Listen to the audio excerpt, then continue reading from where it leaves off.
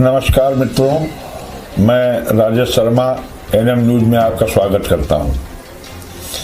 मित्रों, गुजरा 16 दिसंबर आज मुझे याद आ रहा है एक बार फिर, जब आज से बीते 10 वर्ष पूर्व 16 दिसंबर 2012 का वह दिन एक मासूम बेटी निर्भया की ज़िंदगी के लिए बहुत बेरहम दिन साबित हुआ था, जिसकी याद एक दशक बीत जाने के बाद भी हर देशवासी के मानस पटल पर आज भी जिंदा है। मानवता को शर्मसार करती है घटना, जिसे याद कर आज भी रूह कांप जाती है। 23 साल की छात्रा निर्भया, जो भविष्य के हसीन सपनों को संजोए समाज में अपना एक मुकाम बनाना चाहती थी, उसे पता भी न था कि मौत की बेरहम बाहों का शिकंजा उसकी मौत का इंतजार कर रहा है। उसकी जान के दुश्मनों ने उसके साथ सामूहिक बलात्कार कर दिल को झकझोर देने वाली एक ऐसी जघन्य घटना को अंजाम दिया, इसने पूरे देश को झकझोर कर रख दिया था। 13 दिन तक जिंदा रही निर्भया, लेकिन इस दौरान उसने हर रोज मौत को जिया। वह जीना चाहती थी और क्यों ना भी हो, उसे पूरा हक था जीने का, लेकिन उस बेचारी की आशा ने 13 दिन बाद उसकी सांसें छीनकर उसे हमेशा के लिए मौत की नींद सुला दिया। तब हजारों लोगों ने इस घटना को लेकर सड़कों पर उतरकर भारी विरोध प्रदर्शन किया था और निर्भया के दोषियों को फांसी मिली, जिसके बाद पूरे देश का न्याय पर भरोसा कायम हुआ। लेकिन 10 साल का लंबा अरसा बीत चुका है। बेटियों की सुरक्षा को लेकर तमाम कठोर कानून बने, फास्ट ट्रैक कोर्ट बनी, मगर नतीजा कुछ नहीं निकला। एक दशक बीत जाने के बाद भी महिलाओं पर बढ़ रहे आपराधिक मामलों में निरंतर वृद्धि होती दिखाई पड़ रही है। एक बार फिर दिल्ली की श्रद्धा वालकर की निर्मम हत्या ने देश को हिलाकर रख दिया है, जिसमें कातिल आफ्ताब ने दरिंदगी की सभी सीमाओं को पार कर भीभत्स अंदाज में श्रद्धा की लाश के 35 टुकड़े कर दिए थे। लेकिन हद तो तब हो जाती है जब यह सिलसिला लगातार जारी है। श्रद्धा के हत्यारे आफ्ताब का अंजाम आने से पहले ही एक और घटना झारखंड से सामने आई है, जहां एक 25 वर्षीय बेरहम पति दिलसार अंसारी ने आफ्ताब को भी पीछे छोड़ दिया है।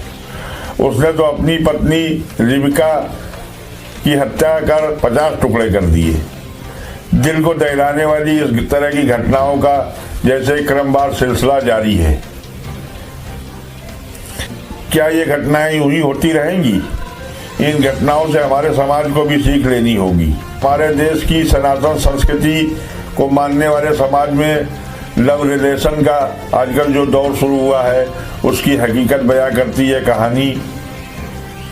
सीख है उन बहन बेटियों के लिए जो अपनी मर्यादाओं को लांघकर गलत राह का चुनाव कर बैठती हैं और जिंदगी गंवाकर कभी ना खत्म होने वाला जख्म अपने घर वालों को जिंदगी भर के लिए दे जाती हैं। इस बात का मनन हमारी बहन बेटियों को भी करना चाहिए। उस बेचारी श्रद्धा का सिर्फ कसूर इतना था कि वह प्यार के खातिर हर रिश्तों को दरकिनार कर उस राह पर चल पड़ी थी, जिसका हश्र देखकर प्यार मोहब्बत जैसे रिश्तों से आदमी का विश्वास ही उड़ जाता है। बहन बेटियों पर होते अत्याचारों की बढ़ती वारदातों का सिलसिला लगातार बढ़ता ही जा रहा है। जिस समाज में बहन बेटियां सुरक्षित नहीं होंगी, वह समाज कभी तरक्की नहीं कर सकता है। बेटी बचाओ बेटी पढ़ाओ जैसे नारी सशक्तिकरण जैसी योजनाओं को धरातल पर लाने की हर कोशिश आखिर नाकाम क्यों हो रही है? बीते दिनों कानपुर के नवस्ता थाना क्षेत्र में भी लव जिहाद का एक ऐसा ही मामला सामने आया, जिसमें सौदे मोहम्मद फैज द्वारा एक नाबालिग लड़की को श्रद्धा की तरह 36 टुकड़े करके जान से मारने की धमकी दे डाली, जिसके बाद सख्ते में आ गया परिवार। हालांकि पुलिस ने सक्रियता दिखाते हुए कार्रवाई करते हुए अभियोग पंजीकृत किया और उसे गिरफ्तार कर जेल भेज दिया है। घटनाएं बताते बताते शायद समय थम जाए, मगर घटनाएं थमती नहीं दिख रही हैं। क्या कारण है कहीं लव जिहाद में, तो कहीं प्रेम प्रसंग में, तो कहीं विकृत मानसिकता का शिकार हो रही हैं बहन बेटियां, और घटना को अंजाम देने वाले बेखौफ होकर बहन बेटियों की अस्मिता से खिलवाड़ कर रहे हैं। कानून का खौफ भी इनके मंसूबों को लगाम लगाने पर नाकाम होता जा रहा है। आखिर क्यों? सुरक्षा का दायित्व निभाने वाली खाकी वर्दी भी अपने कर्तव्यों का पालन निष्ठापूर्व ईमानदारी से करे तो काफी हद तक अंकुश लगाया जा सकता है। कभी कभी धीमी कानूनी प्रक्रिया के चलते भी अपराधियों के हौसले बुलंद हो जाते हैं और वो सबूतों को मिटाने में भी कामयाब हो जाते हैं। सामाजिक लोक लाज का डर भी कभी कभी इनके हौसलों को बढ़ा देता है। ऐसे में कानून तो अपना काम करेगा ही, मगर हमारी भी कुछ जिम्मेदारियां बनती हैं। कब तक किसी भी व्यवस्था के लिए हम लोग सरकारों को और कानून के नुमाइंदों को जिम्मेदार ठहराते रहेंगे? क्या समाज के प्रति आपका कोई दायित्व नहीं बनता है? समाज में अपनी महत्वपूर्ण भूमिका निभाने वाली बहन बेटियां जो बराबर पुरुषों के साथ कंधे से कंधा मिलाकर चलना चाहती हैं, अपनी सामाजिक भागीदारी समझती हैं, मगर कहीं ऑफिस में शोषण, तो कहीं सड़कों पर बेलगाम सौदे, तो कहीं प्रेम प्रसंग में दरिंदगी का शिकार होती रहेंगी। भारतीय नारी देश व दुनिया में अपने संस्कारों के लिए जानी जाती है। कहीं ममता की छांव लिए एक माँ स्वरूप, तो कहीं पत्नी के रूप में एक दोस्त बनकर, वहीं बेटी के रूप में अपना बेशुमार प्यार छलकाती मासूमियत लिए। अपने जीवन को नौछावन करने वाली माँ दुर्गा स्वरूपा बेटियां आज अपनी लाज बचाने को इतनी बेबस क्यों हैं? जिस समाज में बहन बेटियों को माँ दुर्गा समझ पूजा की जाती हो, वहाँ ऐसे घिनौने कृत्य होने की आखिर क्या वजह हो सकती है?